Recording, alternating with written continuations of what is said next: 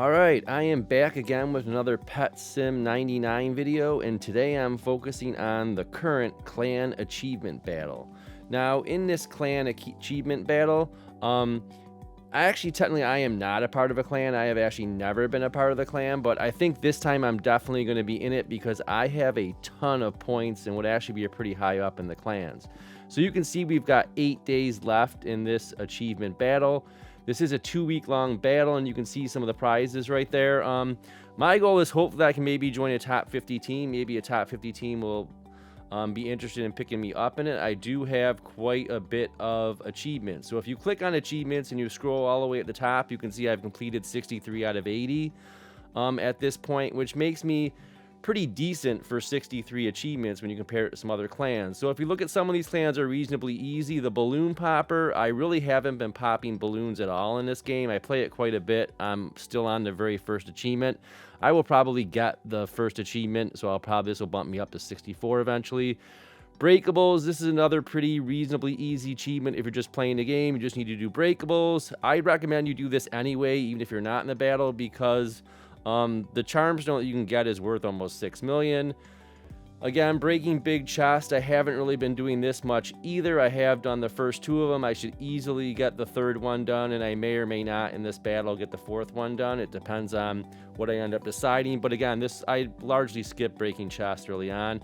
Comets I did. Comets is one of those ones where the starfall is worth it, even if you're not in the battle. It's almost worth 1 million, so I would consider doing that. Breaking mini chests, these pretty much just show up if you're in the highest zone pretty regularly. And you can see that I may or may not get the highest one of 20,000. I'll definitely get the second to last tier. Pinatas, I've done the first, I've almost done the first 2 of these. The first one is done, I'm close to the second. And I could do the 3rd one if I spent some money on pinatas and bought them. The jar event, this is just filling out jars. I'm going to talk a little bit more about strategy of how to do that later to make that easier for you. The achievements for the daycare. So on this one, really, if you do it every 6 hours, you can get roughly 220 pets a day doing this. If you did it every 2 hours, you could do 660 pets. That's probably not realistic, but if you're somewhere in the middle, you can make decent progress. No one's pretty much gotten that thing other than 2 people. The fishing one, if you AFK this one, you can get through quite a few of them if you're in the fishing areas. I probably will eventually get the 10,000 before this battle ends. The flag one was glitched for a while, in that if one strategy you use is if you just went to all 99 zones and dropped 20 flags, you could get 2,000 flags over a period of about 100 minutes, because each flag is 5 minutes. It's kind of glitched because when I was doing it at first, you had to actually be in the zone, and if you left them in other zones, it didn't work, but now that is.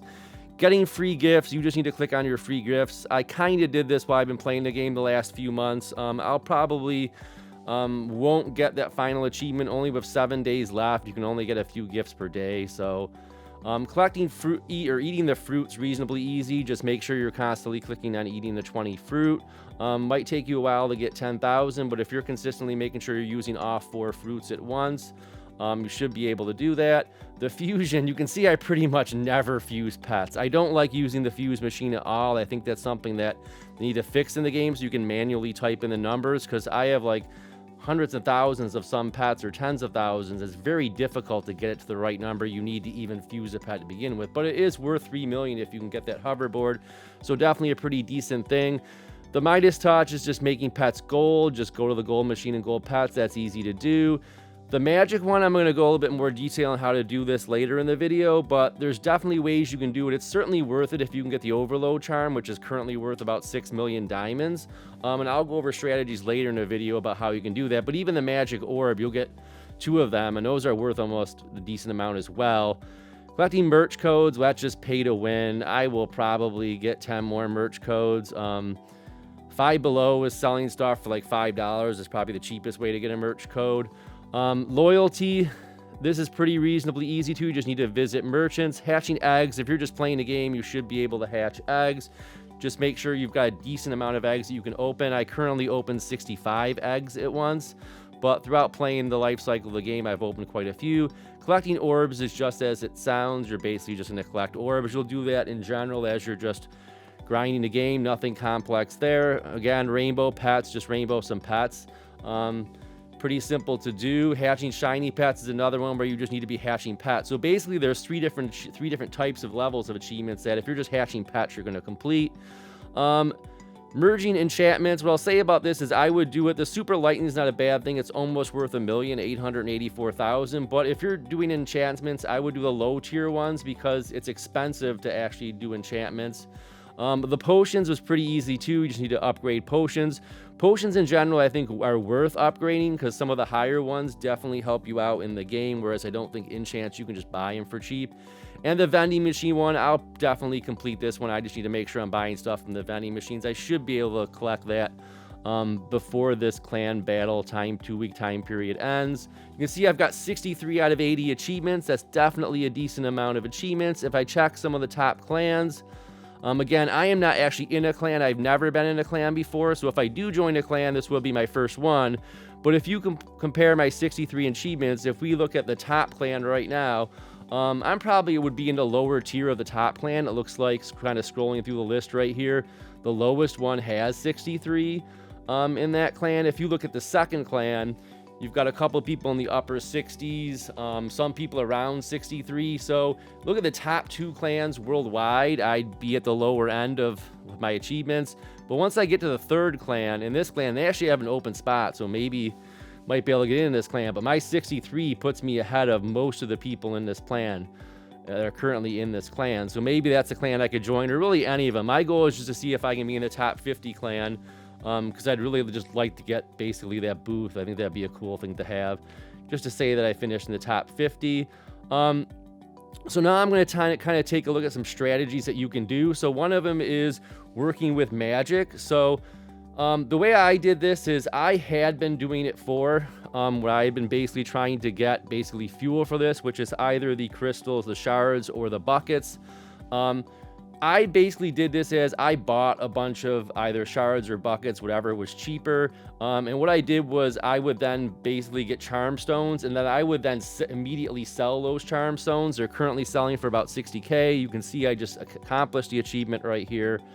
And that's actually worth, the overload achievement is worth almost 6 million. So definitely that's something where even though I ended up buying a whole bunch of shards and buckets that were full in the trading blahs, I still made money. You can see currently when I made this video, that was at 14.1.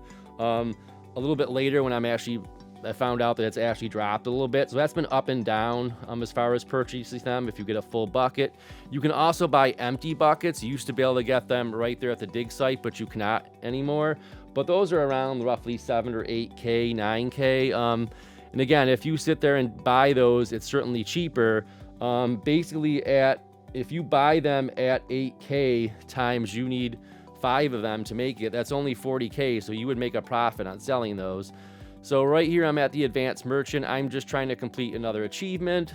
This is where I got the buying stuff at merchants. So again, I got a booth, not a very big award on that, but I did get an award for basically going to merchants and completing that. Again, most of the things that you can do in this game if you're just naturally playing the game. So the other thing I might want to try as a strategy is opening up the big chest. So level 20 has a chest, number 46 has a chest, which I'm going to jump to now. A good thing to do if you're going to semi-AFK this one is you can stand right about there where I just was, and I'll show you this in a bit. I'll go to another one, I'll show you. But at level 70 is another one where there's another big chest that you can go to open. And then the final one is going to I believe it's level 95. You have Heaven Gate. So this is where I would typically AFK it when I was doing this and I wanted to open chests. I could do several things at once. So if I could just position my character kind of like right in an area close to that, again, I could sit there in the zone and collect whatever loot or coins I'm getting in the zone, and at the exact same time I could be earning other achievements. So you do see myself positioning myself right here. So if I line myself up about right there, I will just be able to my pets will break the chest without me even moving. So if you're AFK in that and you're sitting there, your pets will break them. At the exact same time, I would open up coin jars. You can also open up the party boxes as well if you also need to do the comet or the pinata one. So you can open up comets or pinatas. as well as another way of doing this. So if you're AFKing this and you're opening up coin jars and you use like a Tiny Task or another program like an auto clicker, you can do it that way. One thing I'll warn you is that if you're going to do something like that where you're having an auto click, if you don't have everything else above it in your inventory, what will end up happening is if you're using an auto clicker on a coin jar or whatever you're using it on, that coin jar will move, like you just saw it move right there. So now I wouldn't actually be able to open anything if I had an auto clicker on and I was AFKing it and not in the area. So that's something to be careful about. So I usually make sure I at least have pretty much everything up above. I have one of everything, so that way a coin jar doesn't move. So that is kind of my quick and easy about how to basically do well in this battle. I've actually, like I said, I've got 63 achievements so far. I'll easily get quite a few more. I mean, the ironic thing about it is I'm not even in a clan, and I've never been in a clan, so hopefully my 63 achievements, I'll definitely get more, will get me into a top 50 clan, because there's quite a few clans where at 63 I'd be a pretty decent member. So hopefully you enjoyed this video and you got something out of it, and I'd be curious, leave a comment below if you're going to compete in this clan battle.